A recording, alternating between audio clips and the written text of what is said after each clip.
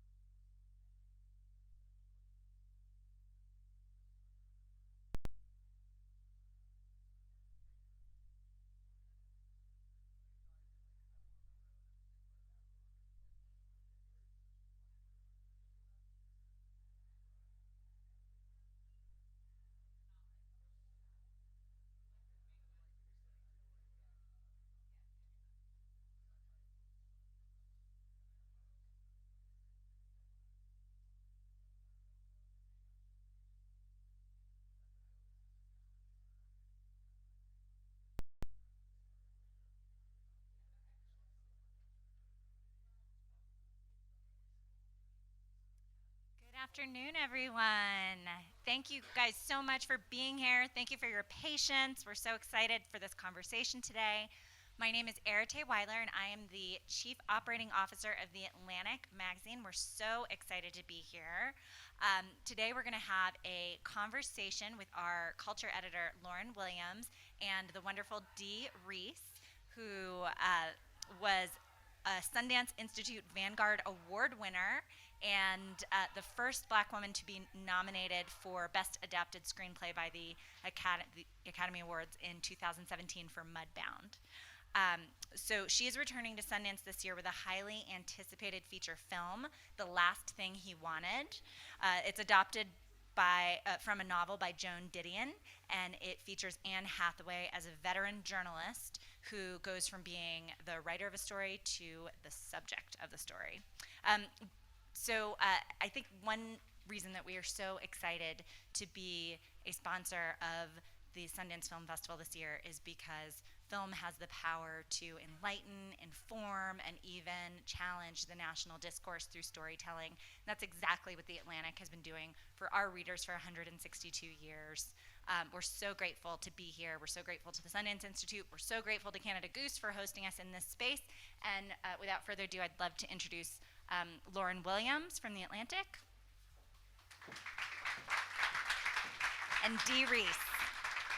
Thank you all. Hi, everyone. Thank you so much for being with us today. Thank you, Dee, for being here. Let's jump right in. So, The Last Thing He Wanted. What was the motivation behind you choosing this particular Didion novel? Yeah, so I read this novel maybe first like 6 years ago, and the thing I loved about it was the kind of father-daughter love story at the center. And so to me, I wanted to explore this idea of like cycles and things we do for our fathers, and like this idea of like guilt. And for me, like these characters, like Elena is like repeating a cycle that she's desperately trying to avoid. So her father, there's like neglect and abandonment. And she's determined not to be that, but there's some of that repetition with her daughter. And also, like on a bigger scale, it's about U.S. imperialism, but then through the lens of this one particular kind of like, story. So yeah. Adaptations are notoriously hard to do, right? Because you want to exert your creative force, but you also want to stay true to the text. So how did you sort of strike that balance when you were writing the screenplay? Yeah, so first of all, I hired this guy, Marco Villalobos, who's an amazing writer. He's a poet, and so I'd read his like work before, and so I knew that he'd be the perfect person to start like taking it on. And the idea was not to like get in the way of Didion's prose. It has such a propulsion and such a like clinical feeling, and so like the screenplay needed to like have that kind of vibe. And so basically, it was about, and if you read the book structurally, it's like it's repetitious. It's told from the point of view of a narrator who we don't even know who's telling the story, and it's also like fragmented. And so I think the most challenging thing was how to like take that kind of fragmentary narrative from an unknown narrator and try to like create characters that help like cite the arc of it. So for example, Marco added a character named Alma who like is not in the book, and Alma acts as like this kind of like seeing force, and she's like a grounding, and she's like her backstory for Rosie was that like it's taken her maybe 30 years to get to the same job that like Elena has gotten, and so she's able to see things in a grounded way, in like a non-panicked way that Elena can't see. And then Jones was like an addition. Jones in the book is maybe like one sentence, and so Jones was a character, and so my idea was to make him into, well, I'll give it away, but the idea was to make him into this unexpected kind of actor in the story. And it really starts to make you question, like, who do you think is the hero, who's the villain, and then, get in the subtle kind of ideas about race, and like Elena's blind spot is the thing that ultimately is her downfall. So is like inserting characters that kind of gave it a different kind of trajectory and kind of like contextualize like the main character. So. Right. So when you and Mark were working on the screenplay, did you have specific actors in mind? I'm very curious about the casting decisions. Yeah, I mean, it's funny. I just needed somebody like kind of hardened to play Elena, and so Anne Hathaway wasn't like the first person I thought of. And it's funny, like I think her agent had seen the script and was like, Anne wants to meet. She's got to meet with you. I'm like, all right, but I just saw her as very sweet and girl next door, and like almost she has like a friendly face. I'm like, she can't do this. She's too friendly and sweet looking. And so I met with her, and she like it was like we're at the Chateau Marmont and having lunch, and she was like going in on why she knew Elena and why she understood this kind of father-daughter kind of like connection. And so you just want to choose actors that are passionate for it. And for Dick, I wanted a guy, you had to believe that he was like a wheeler dealer in his day. He had to be suave. He had to be like attractive, not just in a physical sense, but just like in a charismatic kind of sense. And then for Treat, I wanted someone who looked like a diplomat, someone, and I pulled reference photos of this diplomat in the 80s who was like standing behind like Nancy Reagan. So it's like that guy. I need someone who can feel like this all-American, force. And so that kind of, so like Ben Affleck is like all-American, that guy. And then for Jones, Eddie Gathegi was perfect because I wanted somebody who was elegant, trim, and someone who just has like a certain intelligence, in his eyes and like in his like bearing. And Eddie was that. And so that's kind of like the gist of it. Like Rosie Perez, again, it's just like somebody who was just like wise and like matter of fact, and someone who you could believe has like paid her dues, paid more than her dues, and is an artist, and so almost like this artist. And so she contrasts Elena in that she has a life outside of this job, and if Elena had that, things might have turned out differently. So Rosie was my particular fave. So you just listed this heavyweight cast of actors. How do you sort of toe the line between directing and pushing your vision and just sort of letting them do what they do because they're veterans and you want to trust them? How do you sort of balance that? I work the same way with all actors, whether they've are Oscar-winning actors or first-time actors. To me, it's just about they're artists, and the whole thing is a collaboration. So for me, like, I don't do rehearsals where we're pounding the words in or pounding the script. I trust you're a professional. You're going to show up. You're going to know the script. And for me, I'm just interested in the relationships. In the same way I did on Mudbound and Pariah, I just did some kind of relationship exercises. And so I had less time on this one because the actors are all doing other things. But the thing was with Anne Hathaway and Onata April, who plays her daughter, to just do some touching exercises. So I did a thing where I told the daughter, like, your mom can't touch you until you give her permission, kind of thing. And so they had this kind of face-off where Anne had to like deal with like the guilt of like abandoning this child or the distance like between them. And then like on set, it's like always let the actor have the first take because I feel like you can like over-talk it, and then they're trying to do what you said and the thing they prepared. So I think it's always giving them a shot to do what they prepared, and then you make adjustments, and you don't make every adjustment at once. It's like, okay, we got this part. Okay, now what if we change this thing here? So it's like you're adjusting different parts of the text as you go. It's not trying to do all the adjustments all on the next take. So you just like slowly kind of like reel it in, and you get a sense for how actors work. Like some actors are hot and ready, and they're best on take one, and some actors warm up and they're best on take 5. So then you kind of shoot it that way. Like if I know one person is better, I'll shoot them first, and I'll shoot the other person after they've warmed up. So it's just like you use all those kind of things as you kind of get to read people's styles, and just in like the production process, it's just really keeping stuff out of their way. It's like, I try to block the scene such that they can move, and like the camera is moving with them, and they're not getting around us, and thinking about the film as they're working. So craft-wise, because this was an adaptation, did you find that you had to sort of exercise different muscles than you would have if it were sort of your own original screenplay? Like, was there pressure to be doing this sort of well-respected writer's work?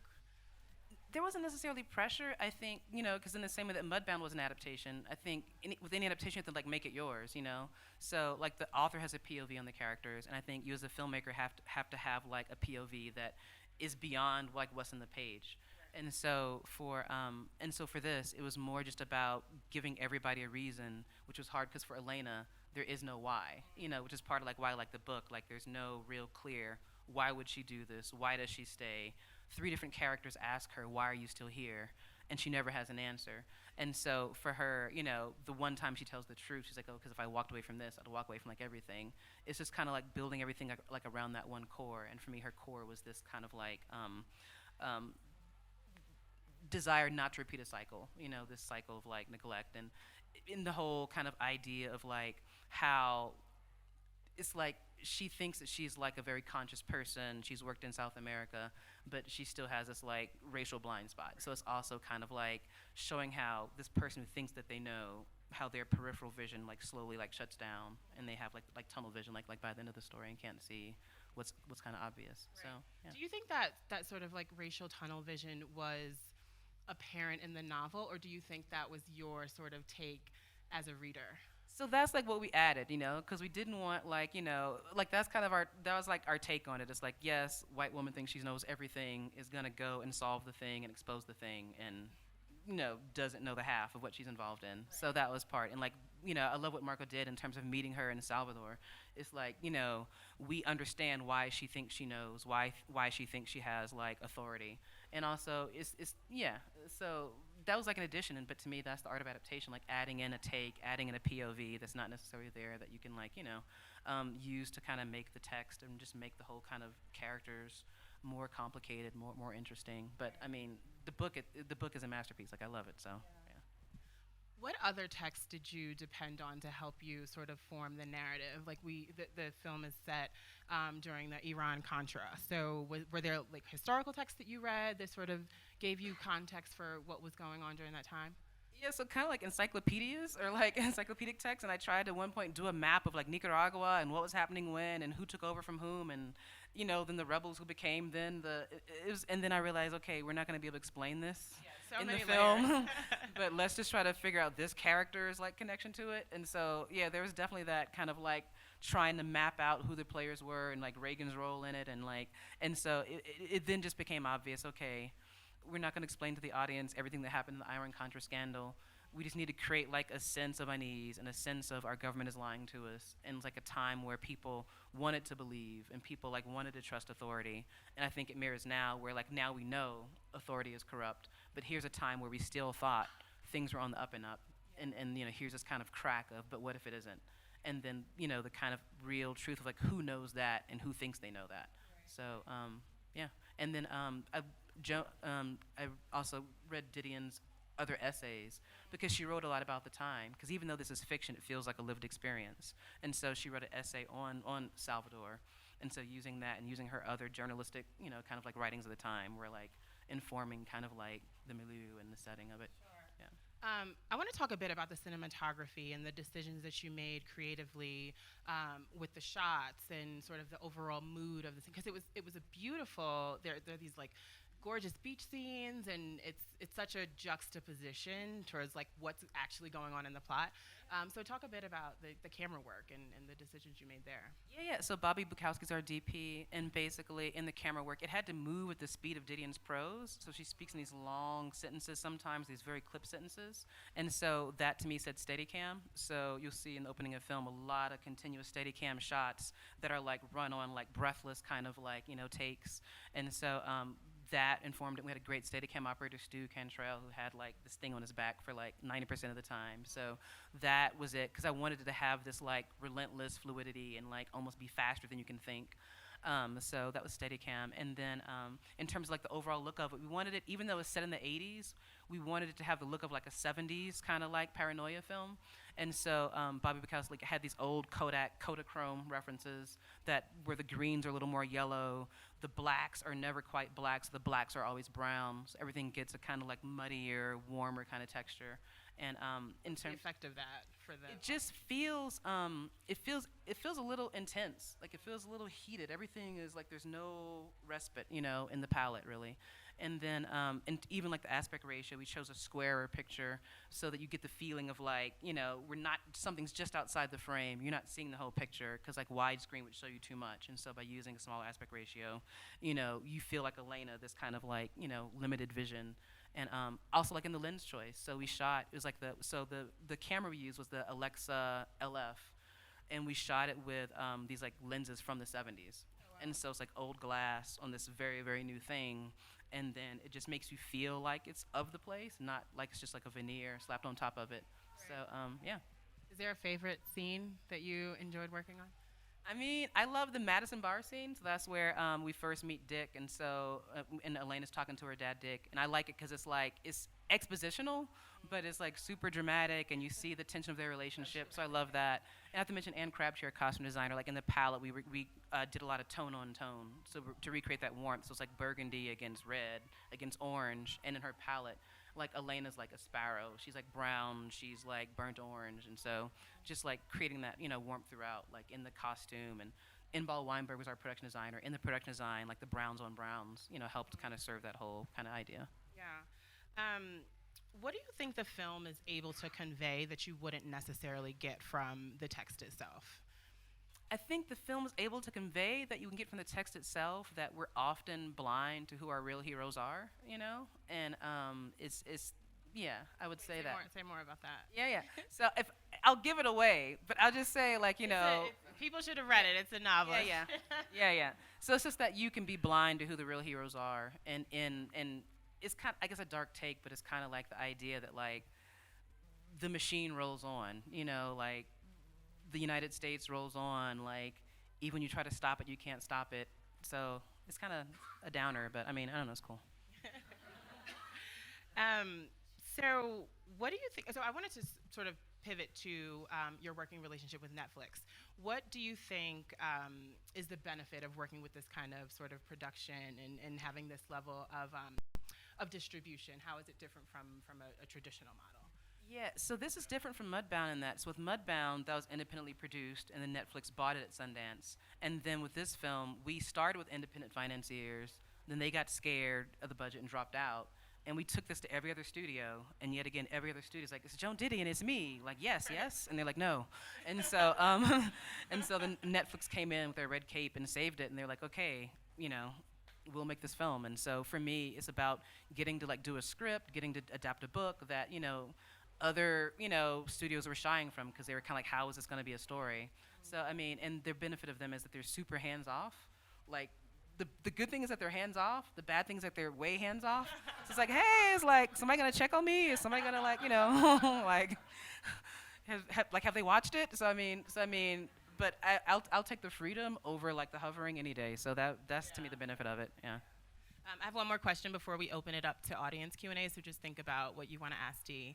What do you think is the benefit of showing at Sundance? It's not something you have to do, but you come all the time, and so talk about your experience and your relationship with Sundance and why you think it's important to sort of liaise with the viewer this way. Yeah, so for me, I think I probably have like a sentimental attachment to Sundance because like Pariah premiered here, and like before Pariah, like I workshopped the film here, and so it was like my first kind of like I don't know, encouragement as a filmmaker. It was the first kind of external kind of like, you can do this, and like when I came to the industry, I didn't know anybody, I didn't know any producers, I had zero relationships with any studios, and so Netflix kind of became that gatekeeper for me, and so it's a way of kind of like connecting with audiences and keeping it going, and so keeping audiences like excited about new filmmakers and new work. And so by coming back, I hope it just inspires people to say, okay, good independent film is out there, like look for it. We don't have to just watch the commercial stuff. And so it's important to just, I think audiences are smart and audiences are hungry, and so for me, this is like the first like live connection I have with like audiences. And because even, for Pariah, which, got a small theatrical release, like after the festival, you don't see how people react because you don't sit through it. So the festival is like one of the few times you get to see how people. Is that nerve-wracking? Yes, it is. Yeah, yeah. I like trembled during Mudbound. I trembled during Pariah. So it's like I watch it the one time and tremble through it, and then I'm over it. But like it's out in the world. Yeah, and then I never watch it again. Like that's it. But I think it's just important to just be in the room and you kind of get the vibe. So. Do we have any questions for Dee? We have a microphone, so we have one right here, Carly.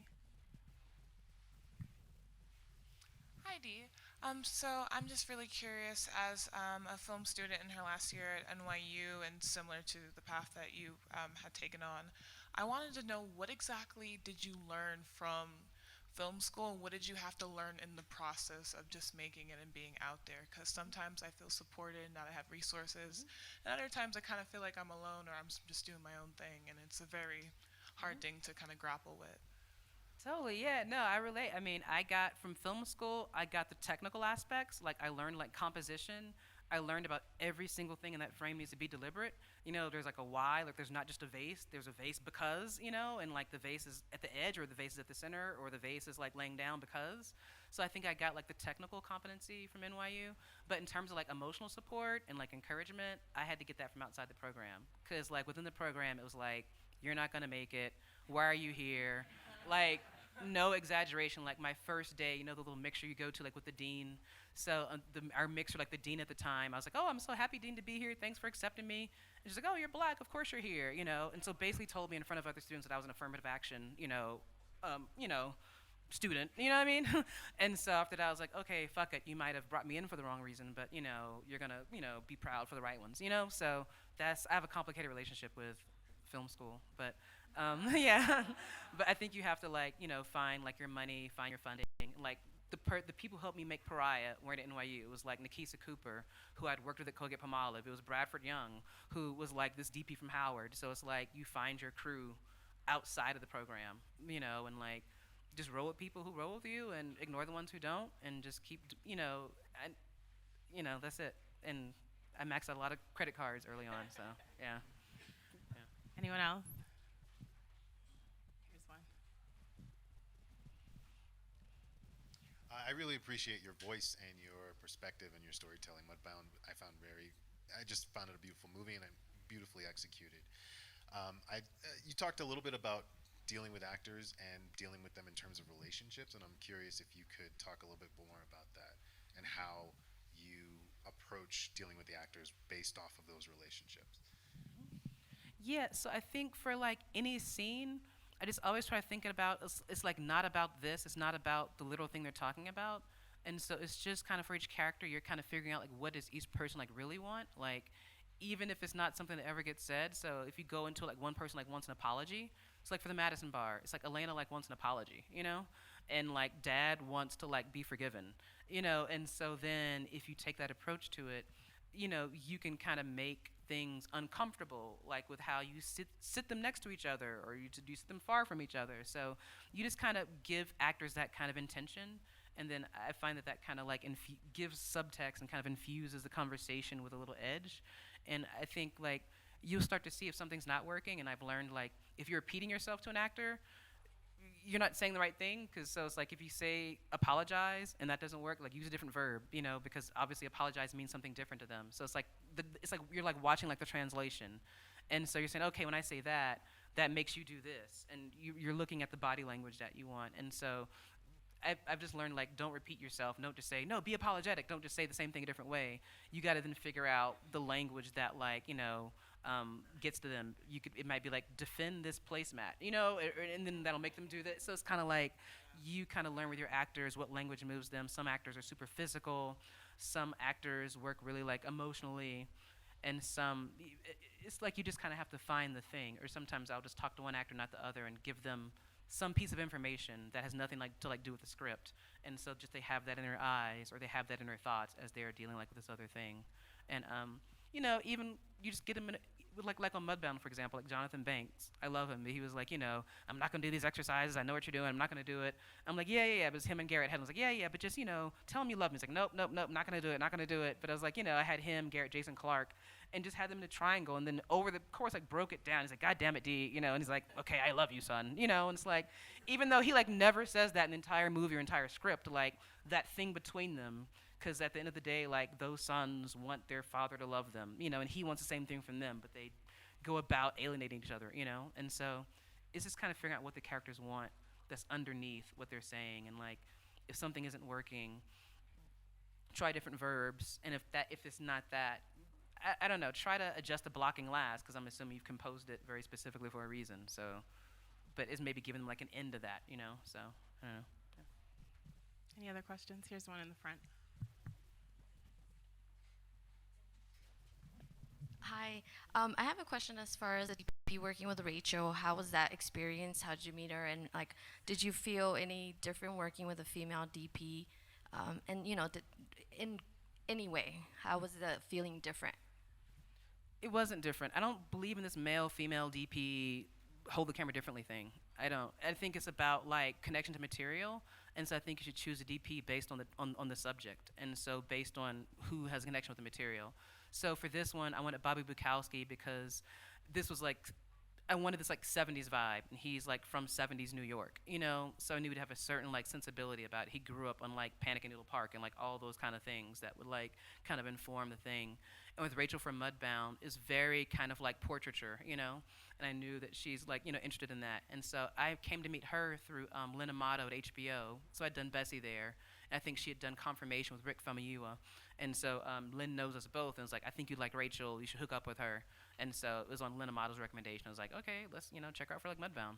And it's that. So it's kind of like, I think you choose a DP based on what you're shooting, almost, because you get, you have to be careful because everybody like has their thing, and so you want to make sure they're not just doing their usual thing. on your story. You know, they have to do their thing. They have to adjust to the story. They have to adjust to the characters. They can't just do their thing they do. You know, so yeah. Oh, here's one. Yeah, one of the things I really love about your film is use of color. So I like to hear about how you get inspiration to assign the color palette for the film, and also color palette for each characters. Yeah, yeah. So for this one, Anne Crabtree's our costume designer who did *Handmaid's Tale*, and she's just like smart and amazing and plays with like funky shapes. But so for this, it's like figuring out who each character is. So like Treat Morrison, he's true blue, so his palette is like red, white, and blue. You know, it's like literal, but it's like navies, it's blues. He's like the coolest character in the story, like literally just like physically like cool, like in temperature, not affect. And then for Elena, she was like a sparrow, and in a way, kind of like Alike in Pariah. Like Alike's progression was from like drabs, monotones to color throughout the film. But in this film, Anne stays more kind of like browns, and then she becomes like pastel. And that's the idea of kind of like armoring and layering. And she has breast cancer or battled breast cancer, and so part of her palette design was about armor and hiding and layering, and that kind of thing informed it. It's like rusts, browns. Alma was like an artist, so her palette needed to be more prints, like less solids. So she's printed. She's also layered, but in like, she kind of has this like bohemian feel. And so, and then we knew that the filter or the look they were setting for the film already had like a brown tint to it, so then we had to be careful because then that tint would like send everything off. And tint is not the right word, but like the LUT.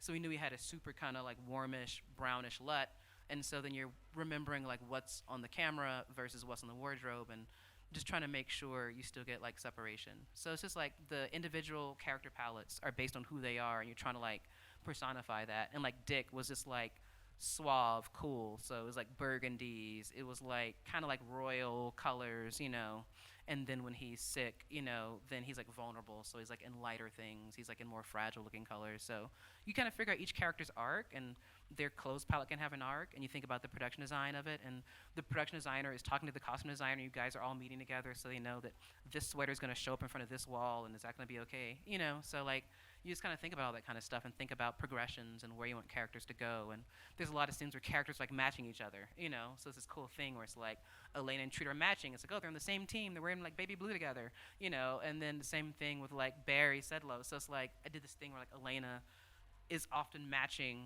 who she's in the scene with. So it's this kind of cool sparrow hiding chameleon thing going on. Yeah. I think we have time for one more question. I saw a gentleman over here. Hi, Dee.